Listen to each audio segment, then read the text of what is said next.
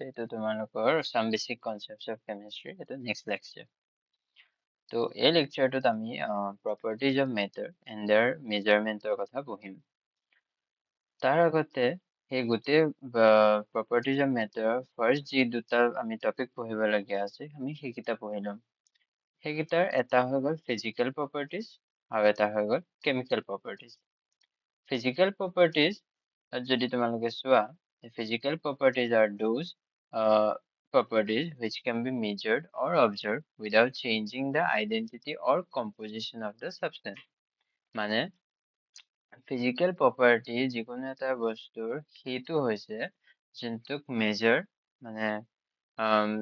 ধৰা তাৰ কিবা measure কৰিবলগীয়া আছে সেইটো নহলে observe যিহেতু দেখোতে মানে তোমালোকে কিবা characteristic চাব বিচাৰা নেকি সেইটো observe তো সেই বস্তুকেইটা আমি সিহঁতৰ আইডেন্টিটি মানে সি যেনেকুৱা হয় তেনেকুৱাৰ পৰা বিশেষ একো চেঞ্জ নকৰাকে বা সিহঁতৰ কম্পজিশ্যন মানে যিটো মেটাৰ যি বস্তু দি মানে পাৰ্টিকলছ দি সিহঁতে বনা তাক আমি চেঞ্জ নকৰাকেও আমি সেয়া আমি প্ৰপাৰ্টিজ খিনি চাব পাৰো সেই প্ৰপাৰ্টিজ খিনিকে ফিজিকেল প্ৰপাৰ্টিজ কোৱা হয় ইয়াত যদি তোমালোকে চোৱা ইয়াত ফাৰ্ষ্টটো হৈ গ'ল কালাৰ ছেকেণ্ডটো odor কালাৰ মানে কি হ'ল সিহঁতৰ ৰং সেই ৰঙক তুমি ডাইৰেক্টলি চাব পাৰা odor মানে গোন্ধ গোন্ধও তোমালোকে ডাইৰেক্টলি পাব পাৰা ছেকেণ্ড এণ্ড থাৰ্ড হ'ল মেল্টিং পইণ্ট আৰু বইলিং পইণ্ট মেল্টিং পইণ্ট মানে যিটো টেম্পাৰেচাৰত সিহঁতে চলিডছৰ পৰা লিকুইডছত ট্ৰান্সফৰ্ম হৈ আছে আৰু বইলিং পইণ্ট তেনেকে ৱাটাৰৰ পৰা ভেপাৰ হৈ আছে ফিফ্থটো হৈ গ'ল ডেন্সিটি ডেন্সিটি মানে তো গম পাইছে density is the mass per unit volume of a substance তো এই বস্তুকেইটা আমি ফিজিকেল প্ৰপাৰ্টিজত ক'ব পাৰো কাৰণ এইকেইটা মেজৰ কৰিবৰ কাৰণে তোমালোকে একো সিহঁতৰ কম্পজিশ্যন চেঞ্জ কৰিবলগীয়া নহয় বহুতে এটা বস্তু ভাবিব পাৰা যেতিয়া মেল্টিং পইণ্ট মানে চলিডছৰ পৰা লিকুইড হৈ আছে বা বইলিং পইণ্ট লিকুইডৰ পৰা গেছ হৈ আছে তো ইয়াত এই যে কম্পজিশ্যন চেঞ্জ সেইটো ইয়াত এপ্লিকেবল নহয় মানে এইটোৱে ধৰা মেল্টিং হৈ আছে মানে সেইটো তাৰ যিটো কম্পজিশ্যন মানে H2O সেই H2O টো H2O হৈ আছে জাষ্ট এটা চলিডছত আছিল এণ্ড দেন এতিয়া লিকুইডছত হৈ গৈছে তেনেকে লিকুইডছৰ পৰা গেছ কিন্তু আমি H2O ক আমি H2 আৰু অক্সিজেনলৈ আমি কনভাৰ্ট কৰি লোৱা নাই এতিয়া ঠিক আছে তো সেইটোৱে ইয়াত কৈছে যে without changing the identity or composition এতিয়া ফিজিকেল প্ৰপাৰ্টিজ আৰু কেমিকেল প্ৰপাৰ্টিজৰ মাজত যদি ডিফাৰেন্সটো চাওঁ কেমিকেল প্ৰপাৰ্টিজ অলদো তোমালোকে এতিয়ালৈকে পঢ়া নাই তো মই তথাপিও তোমালোকৰ ডিফাৰেন্সটো মই এতিয়া দেখাই দিম ফাৰ্ষ্টত লিখা আছে নো নিউ সাবষ্টেন্স ইজ ফৰ্ম এইটো ফিজিকেল প্ৰপাৰ্টিজৰ হয় আৰু নো কেমিকেল ৰিয়েকশ্যন ইনভল্ভ ইয়াত একো বিশেষ কেমিকেল ৰিয়েকশ্যনৰ দৰকাৰ নাহে এণ্ড ফিজিকেল প্ৰপাৰ্টিজত যদি চোৱা no new substance form chemical properties of new substance form yes sir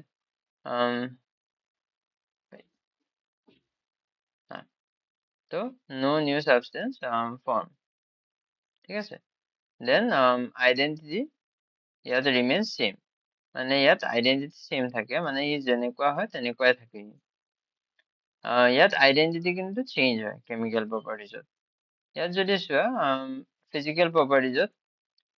physical change only ইয়াত অকল physical change হয় but chemical properties যদি চোৱা তেনেহলে chemical reaction ইয়াত involved থাকে গতিকে ইয়াৰ changes আহিব ইয়াত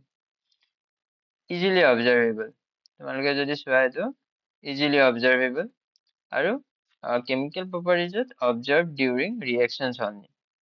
ঠিক আছে এইকেইটা হৈ গ'ল physical আৰু chemical properties এটা সিহঁতৰ মাজত difference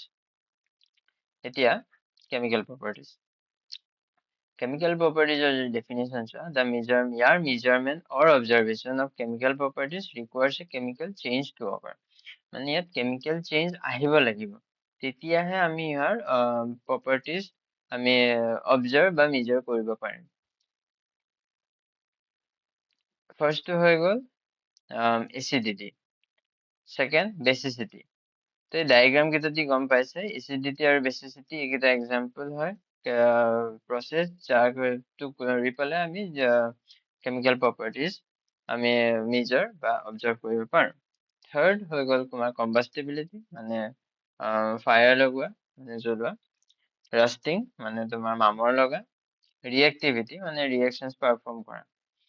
New substances are formed during chemical changes. Chemical reaction occurs, composition changes, properties of new substance are different. এই পইণ্টছ কেইটা মনত ৰাখিবা। যেনেকৈ হৈ গ'ল ice melting, water boiling, burning wood, rusting, smelling perfumes. Real life examples এইকেইটা। Chemical properties আৰু physical প্ৰপাৰ্টিজৰ মাজত ডিফাৰেঞ্চ এইকেইটাই হৈ গ'ল।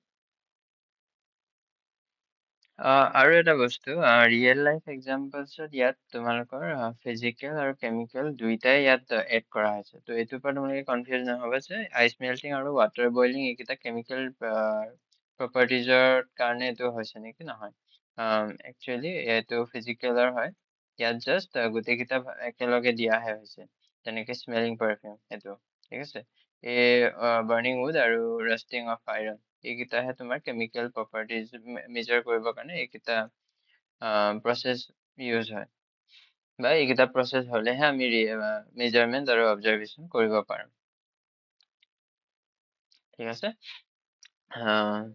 তো এইটো লেকচাৰত ইমানখিনিয়ে আছিল। নেক্সট লেকচাৰৰ পৰা আমি নতুন আৰু বেলেগ টপিকছ পঢ়িব লাগিব। তোমালোকৰ যদি কিবা কুৱেৰি থাকে তো তোমালোকে কুৱেশ্যনছ সুধিব পাৰা আমাৰ ছেকশ্যনত, কুৱেশ্যন সোধা ছেকশ্যনত। এণ্ড কিবা ডাউট থাকিলে সুধিবা। তো এইটো ইমানতে ৰাখিছোঁ। নেক্সট লেকচাৰত লগ পাম।